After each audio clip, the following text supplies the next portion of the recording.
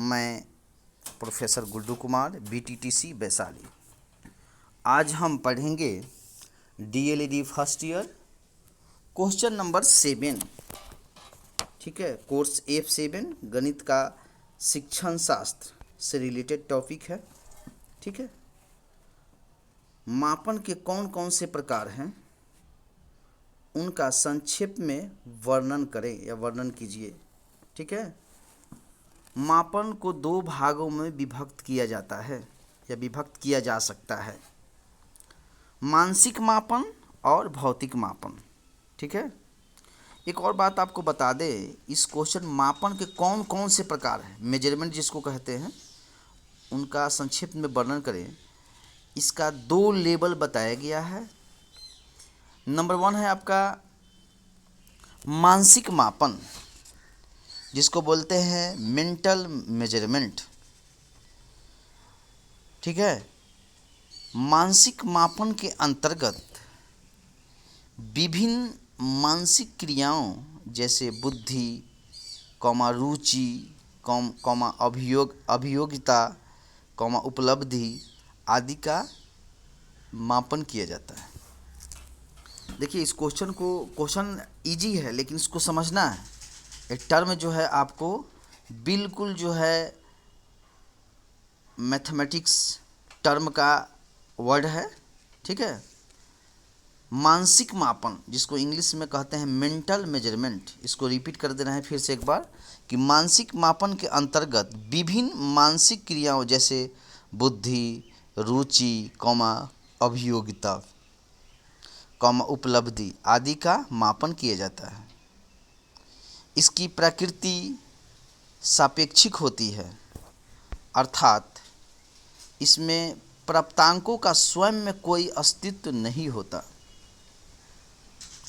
उदाहरण के लिए, किसी शिक्षक के कार्य का मापन श्रेष्ठ, मध्यम या निम्न रूप में किया जाता है, किंतु कितना श्रेष्ठ, मध्यम या निम्न यह नहीं कहा जा सकता है। मानसिक मापन में निम्नलिखित विशेषताएं होती है। ठीक है, मानसिक जो मापन है आपका मेजरमेंट है, उसका कुछ खासियत है। नंबर 1, मानसिक मापन में कोई वास्तविक शून्य बिंदु नहीं होता। मानसिक मापन की इकाइयाँ एक समान नहीं होती।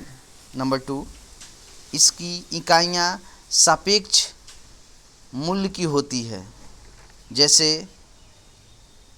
जैसे आपको बताएं, जैसे 13 और 14 मानसिक आयु के बालकों में उतना अंतर नहीं होता।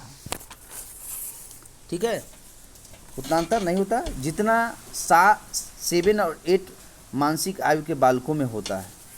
यद्यपि निरपेक्ष अंतर दोनों में से एक ही वर्ष का है। पॉइंट नंबर 3 देखिए, मानसिक मापन में किसी गुण का आंशिक मापन ही संभव हो पाता है। नंबर 4, मानसिक मापन आत्मनिष्ठ होता है और प्रायः मानकों के आधार पर तुलना की जाती है। तो आप नंबर 1 का आप देखें कि मानसिक मापन में कितने जो है आपको क्या क्या समझना है। ठीक है, उसमें आपको 4 पॉइंट बताए हम। नंबर 1 बता दिए कि मानसिक मापन में कोई वास्तविक शून्य बिंदु नहीं होता है। मानसिक मापन की इकाइयाँ एक समान नहीं होती है। इसकी इकाइयाँ सापेक्ष मूल्य की होती है। जैसे 13 से 14 मानसिक आयु के बालकों में उतना अंतर नहीं होता जितना कि 7 और 8 हो गया। ठीक है, नंबर 3 है कि मानसिक मापन में किसी गुण का आंशिक मापन ही संभव हो पाता है। नंबर 4, मानसिक मापन आत्मनिष्ठ होता है और प्रायः मानकों के आधार पर तुलना की जाती है। अब है आपका नंबर 2, भौतिक मापन, फिजिकल मेजरमेंट। भौतिक मापन के अंतर्गत विभिन्न भौतिक गुणों जैसे लंबाई, दूरी, ऊंचाई आदि का मापन किया जाता है। इसकी प्रकृति निरपेक्ष होती है तथा इसके प्रत्येक प्राप्तांक बहुत महत्वपूर्ण होते हैं।